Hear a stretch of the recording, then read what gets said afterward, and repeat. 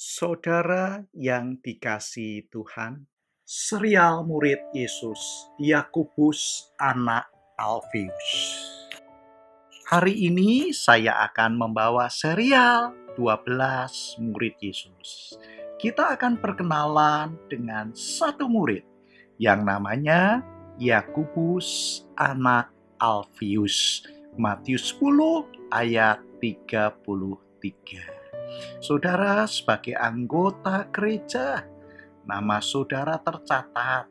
Saudara mempunyai nomor, istilahnya mempunyai nomor induk keanggotaan atau NIK. Sama dengan Yakobus anak Alfius. Tercatat sebagai murid Yesus. Masuk dalam kelompok 12 rasul.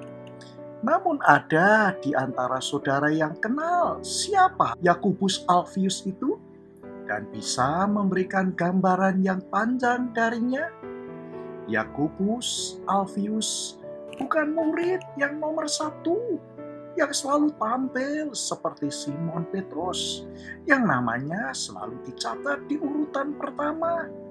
Bukan juga seperti murid yang ada di rank pertama seperti Yohanes dan Yakobus. Tapi mereka juga bukan hanya hadir sebagai pelengkap yang melengkapi saja, melengkapi jumlah dan menjadi anggota gereja yang pasif. Tidak melakukan apa-apa, tidak ada kontribusi apa-apa loh.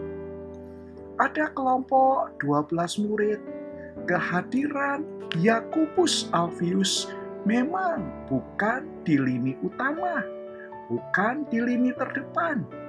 Yakobus anak Alfius bukan harus jadi terkenal di tengah masyarakat.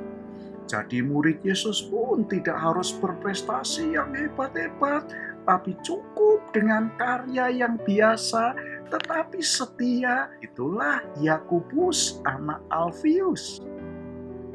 Yakobus bersaksi lewat ketekunannya, lewat kehidupan yang selalu menjunjung tinggi persaudaraan, yang selalu mengutamakan keadaan yang rukun dan damai bersama dengan teman-temannya. Ia memang dipanggil Yesus jadi rasul. Markus 6 ayat 6b. Yakobus anak Alfius pun ikut serta dalam beberapa peristiwa penting kehidupan Yesus, seperti ketika perjalanannya ke Yerusalem. Ada Yakobus anak Alfius di sana.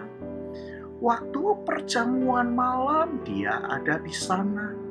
Ketika kisah penangkapan Yesus di Taman Getsemane, ia ada di sana. Di Galilea nanti, setelah Yesus bangkit, ia juga ada di sana. Dan ketika perutusan sebagai para rasul, ia ikut serta ketika Yesus naik ke surga, seperti dikisahkan di Kisah 1 ayat 9 sampai 13. Dan termasuk ketika pencurahan Roh Kudus saat Pentakosta, ia ada di sana. Saudara yang dikasihi oleh Tuhan, bagaimana kisah selanjutnya? Kisah kerasulannya. Menurut legenda, Yakobus anak Alfius mewartakan Injil hingga daerah Persia, sehingga ia mati di sana, disalibkan di sana. Yakobus diakui sebagai seorang rasul, walaupun karya kerasulannya tidak dikenal banyak orang, tetapi kesetiaannya, kesetiaan ikut Yesus, mewartakan Yesus, bukan harus menjadi nomor 1, bukan cari popularitas dan nama besar yang ingin dicarinya, tapi sebagai rasul, justru disitulah dia mempunyai prinsip Yesus yang harus ditinggikan, Yesus yang harus semakin terkenal. Dia hidup dalam kerukunan dan menjiwai semangat persaudaraan. Bagaimana dengan kita?